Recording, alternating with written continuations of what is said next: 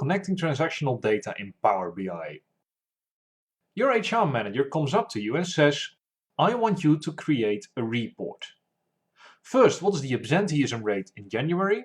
And second, can you give me a list of all the dates in the year and show me how many people are absent, ordered per location? As data sources, you can use the HRIS worksheet and absence tool.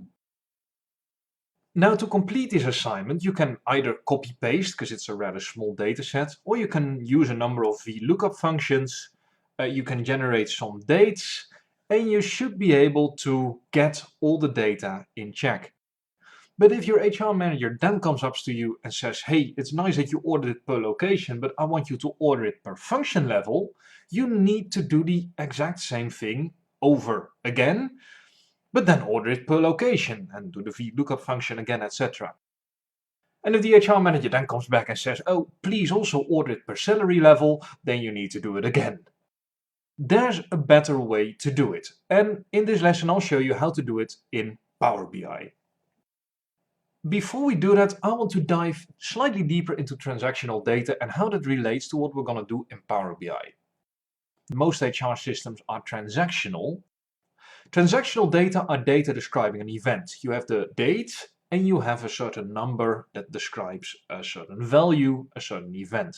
So 0, a person is not ill, 1, a person is ill, or 0.5, a person is ill for 50% of the time on that date. Transaction can happen multiple times per day, per hour, per minute, or even per second.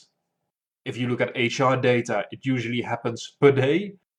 Like for example, tickets for your HR self-service or your HR help desk, they could happen per minute or per second. So that kind of transactional data is analyzed per minute or per second on that kind of level.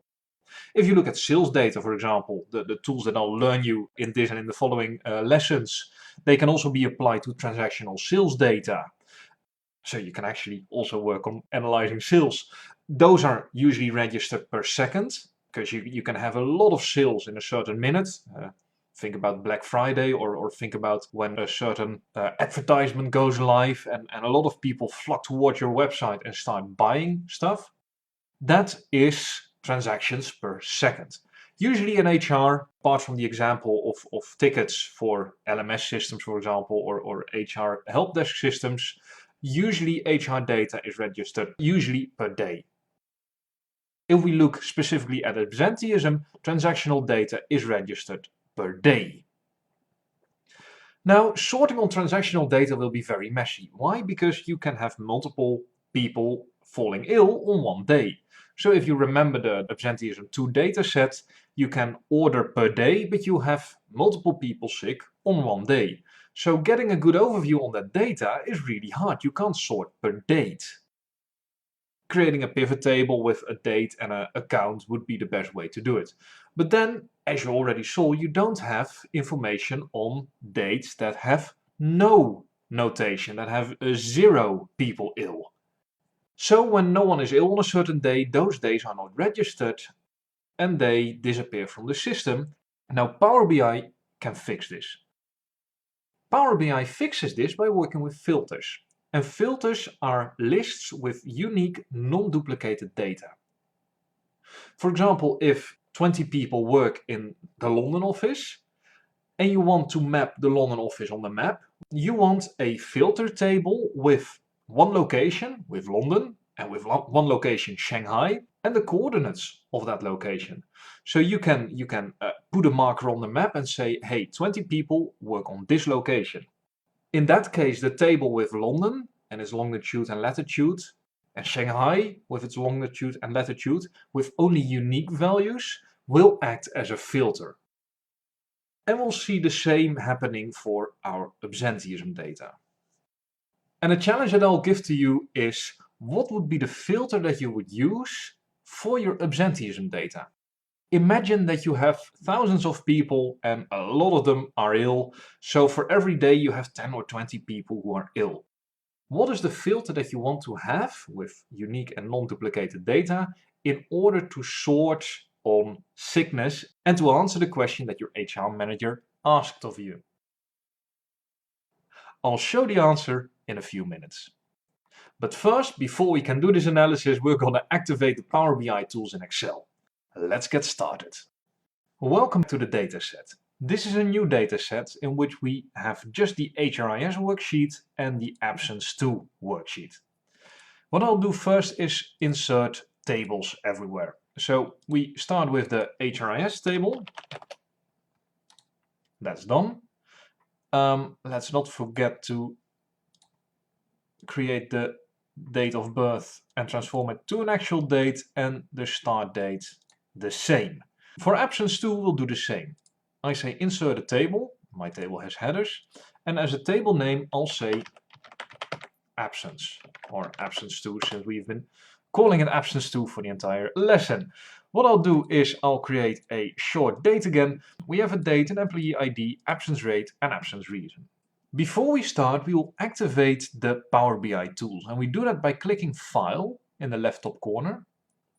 We click Options, and in our Options menu, our Excel options, we click Add-ins. And Add-ins is also where we activated the Analysis tool pack to do statistical analyses in Excel.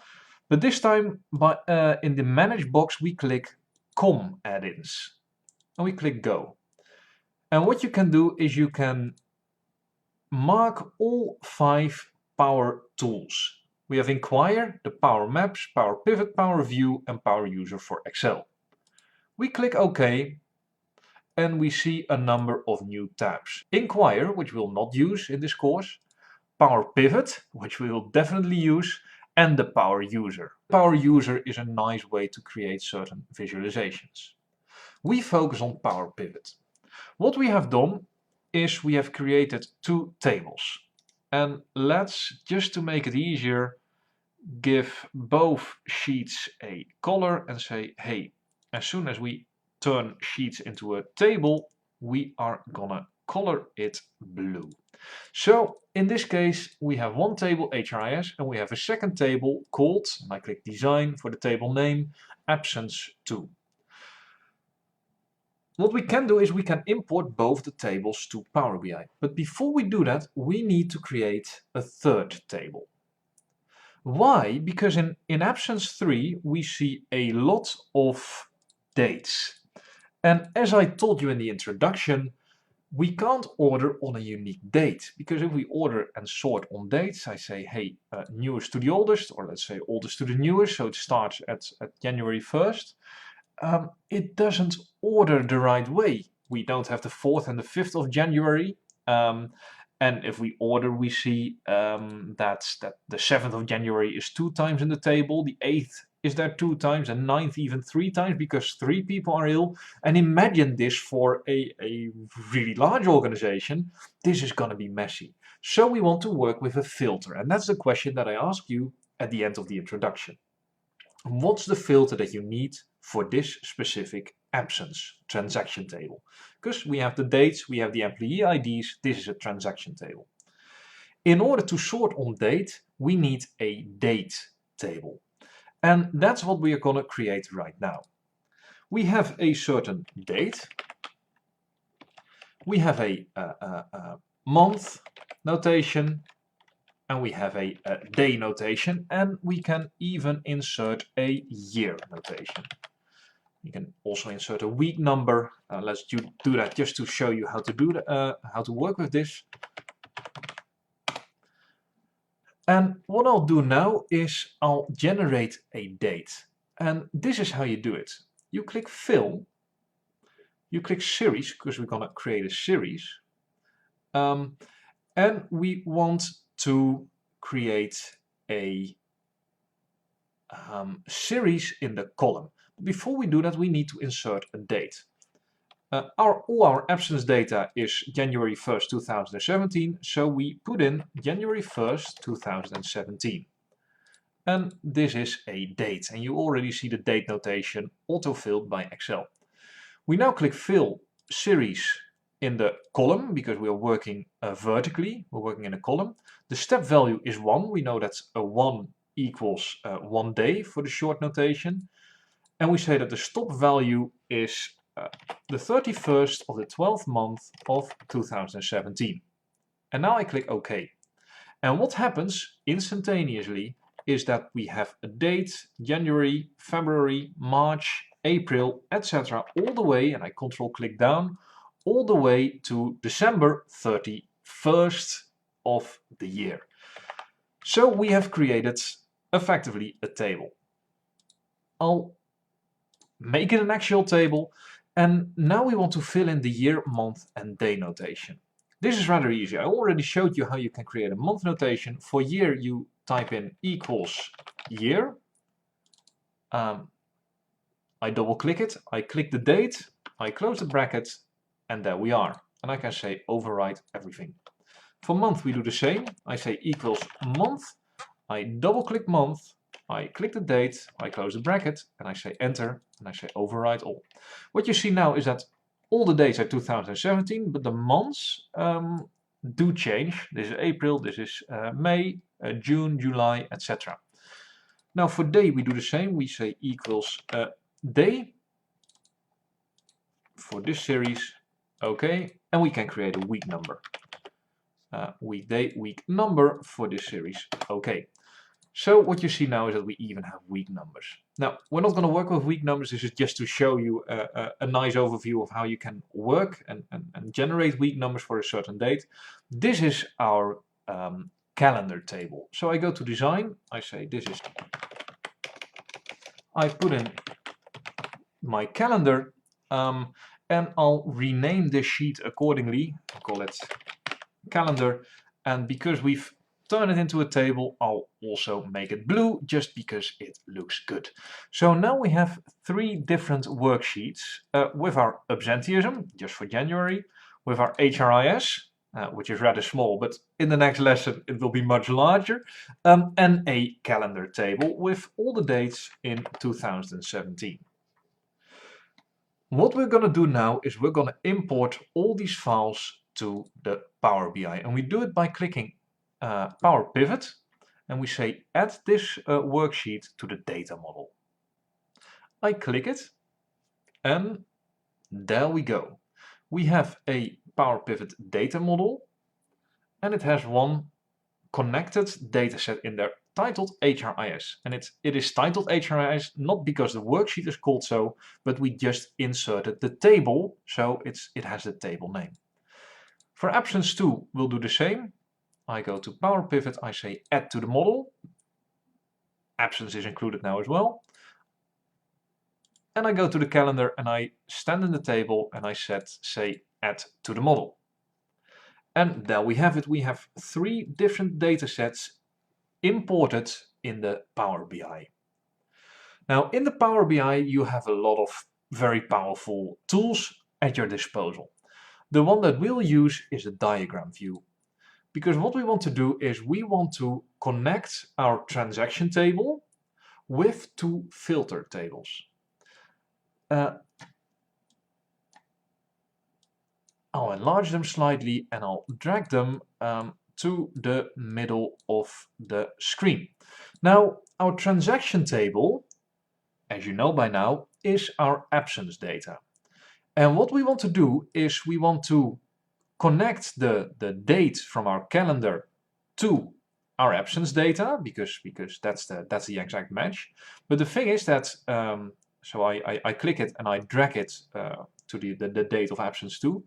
And remember, why do we do this? Because the calendar only has unique dates, so I want to filter on the unique dates of the calendar. So all the dates in our absence table will be filtered on a normal range of dates. Now, for the assignment that the HR manager gave us, the first part we can answer now, because we have all the dates and we can now calculate an average absenteeism rate.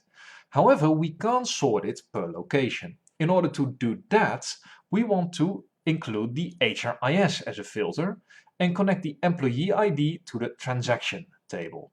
And I do this by dragging the filter table HRIS to the employee ID. Why don't I do it the other way around? If I do that, we have a problem. Well, if I do it, it still selects a certain directionality from the HRIS to the absence 2 datasheet. Why? Because the employee ID in absence 2 is not unique. employee 1 was sick for 2 or 3 periods, for I think 8 or 9 or even 10 days. However, employee 1 is therefore present multiple times in this dataset. However, he is only present once in the employee ID of the HRIS. So Power BI knows that they need to import all the information from employee 1 from this table, from this filter, to the transaction table of absence 2. And I'll structure it in a nice way so it looks slightly nicer. This is our full data model. We have connected the HRIS filter with the location that we wanted to have for our HR manager's question, which is connected to the employee ID, and the employee ID is connected to our absence dataset. And we have the unique calendar that will help us sort and get an overview of absenteeism per day, per month, per year, etc. I can also put in minutes, I can put in seconds. You can be really creative with this. So this is our fully connected data model. In order to work with this, I only have to click Pivot Table. I click it and we go back to the worksheet and it says Create Pivot Table. I want it in a new worksheet because it just looks better. And now we see 3 connected data sets. And if I now insert my calendar and say, hey, insert, I'll go for date, insert the date, and it includes the date in months. And if I click on months, it inserts the date per day even. I have a full overview of the entire year. And now it's rather simple, and you can do it yourself by now. I can just drag the employee ID to values and say, hey, give me a count of the employee ID per day. And now it shows for each date that someone is actually absent, that the person is actually absent. What you also see is that the table got briefer. The 4th and the 5th are again invisible. However, they are in the data model because we created a full date, as you saw. As soon as I remove the ID, you see that we have a full table with all the dates behind it. So I do it again. I say, hey, give me the count of the employee ID. There's the count. And now we're gonna edit our Excel report, and this is really important. As soon as you start to create reports in Excel, these are the tools that you want to use, by clicking the Design tab. And in the report layout, you can say show the report in a tabular form. What that will do is it will create different columns for the different information.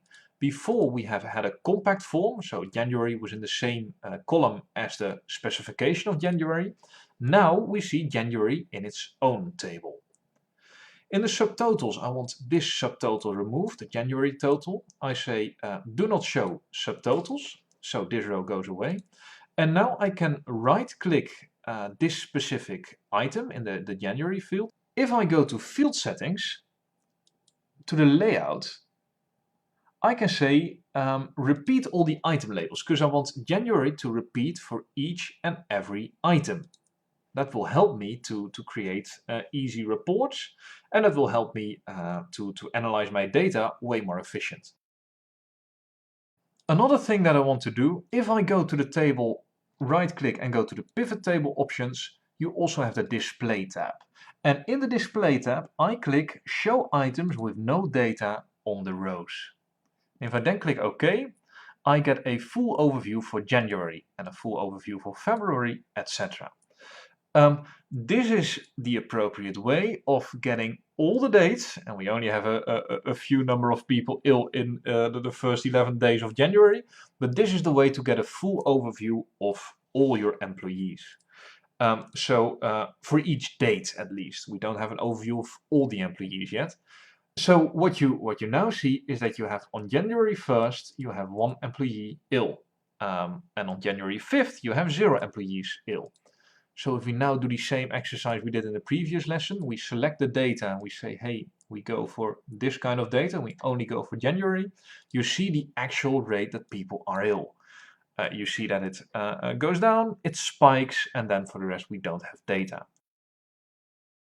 We can close down February, we can close down March, and if I open June, for example, the table will do the same. So this is a really easy way of playing with your data visualizing it in a very playful way and get immediate feedback on how absenteeism patterns are taking shape, taking place.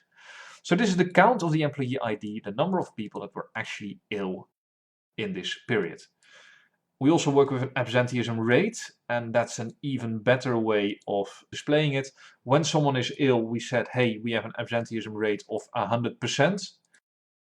So when 3 people are ill on the 9th, we have 3 people ill, we can just say, hey, give us the sum of the absenteeism rate, which is in this case 3 times 100, 3 times 1, it's 100%. So if we work with the sum of the absenteeism rate, we can also include people who are ill for 50%, so they worked for 4 days on a certain date. This all depends on how your organization keeps track of data that changes from one organization to the other. A good way of visualizing the data is just to collapse everything and say, hey, what's the rate that people are ill in a certain period? And what we can easily do is we can work with this data and create a percentage rating. We can do that by for example, copying the table and say, hey, in January we have 3 people times 22 days, I think, but it's 31 calendar days for January. That's the number of days that people are working. So if we divide 15 by that number, don't forget the brackets, we have an absenteeism percentage of 16%. And we can do that for all the months. And we can get, instead of the sum of absenteeism, we can work with absenteeism rates. So we get an absenteeism rate of 16%, and this is calculated over the total number of days that people are working.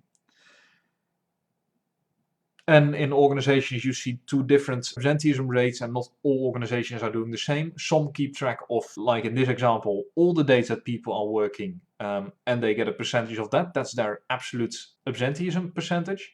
Other organizations use the example I used in the first lesson. They just keep track of the active working days that people have, and then they calculate the levels for that. A way to generate this, if you say, hey, I have this percentage, but I really want to know when people are actually ill, is by working with a long read where you say, hey, give me the weekday. So we say weekday for this series, and give me a number 1 is Sunday, number 1 is Monday. Let's say number 1 is Monday. We close it, and we see that January 1st was a Sunday and January 2nd was a Monday. And in this case, we can leave out. We can create an if value and say, hey, if this is larger than 5. Leave it out, or give a 0 value. If it's smaller than 5, give a 1 value. And that way you can easily keep track of your data. You've built in a filter, and you can remove all the data that's not relevant, i.e. you can remove the Saturdays and Sundays, and then you can calculate your absenteeism rate. So these are nifty tricks that you can easily use to analyze absenteeism rates within this organization. So I say equals if, I click it, the test is this value should be larger than 5. If it's true, then it's a 0, don't count it. If it's false, then it's or if it's true, then it's a 1. If it's false, then it's a 0. I close it. So there's a 0 for the weekends, there's a 1 for the weekdays. And actually, when I use larger than 5, it takes an equal or larger than 5, is what I see now, because a 5, and that's a Friday, equals a 0. So what I do is I change the formula to a 6, and that should fix it. I do it, and if I do this in a table, I can autofill it. And I see the 0s are weekends. I shouldn't count those values, and the 1s, they are the days that actually count. I can then create a pivot table, set a filter on only the 1s, and I'm done. I reduce the absolute absenteeism rate to the relative absenteeism rate. Anyway, let's go back and I'll remove all the data. Let's go back to our pivot table. We changed quite some things. I'll remove it to get a good overview. We were looking at the absenteeism rate sum, but our HR manager asked us, how is this per location? Don't forget, we have combined the HRIS for this. So we should be able to include the location and say, hey, give me two columns, location London, location Shanghai. And here we have it. We see the exact absenteeism on January the 1st, 2nd, etc. for each location. So this is the overview that our HR manager asked of us. She asked, can you give me a list of all the dates in the year and show me how many people are ill at which location? So this is how you do it. And of course, there's a lot of interesting stuff that you can do with this. You can, for example, sort on gender, see, hey, what's the frequency of males versus females? And if you then divide it by the ratio of males and females in your firm, you can actually get some interesting statistics from there by using correlation analysis, etc. In other words, we have now worked with a pivot table. I'll rename this sheet to the Power Pivot. We are working with a pivot table that includes the calendar for the full list of dates, that includes all the absenteeism data in our organization, and that includes all the employee information. And it doesn't matter whether we have 3 employees or 5,000 employees, it's all in one very powerful pivot table. And I can include all the information of all the tables in just one large pivot table. And this is an excellent way to do your operational ad hoc reporting in a very structured way. Because if our HR manager now comes up and says, hey, it's nice that you order it on location, but now do it on function name or function code. Let's go for function code. You can just drag it in there and you have the answer within 1 single second. This is the power of connecting different tables using Power BI. Anyway, to go back, I go to the Power Pivot. What you've learned is to create a calendar table. You learned how to start with one date and then fill a series. You selected the stop value and you generated it for the entire column. We then imported all the models to via the Power Pivot functionality to the Power Pivot overview. We went to from the data view, we went to the diagram view. We connected our HRIS filter table with only unique values on the employee ID. We connected it with the calendar with only unique dates to the transaction table, which is absenteeism 2. And absenteeism 2 doesn't have unique dates, doesn't have unique IDs, but because we connected the unique IDs from our HRIS and the unique dates from the calendar, we now have a very powerful connected database that we can analyze using Power Pivot. And I can just click Power Pivot and now I'll make one again.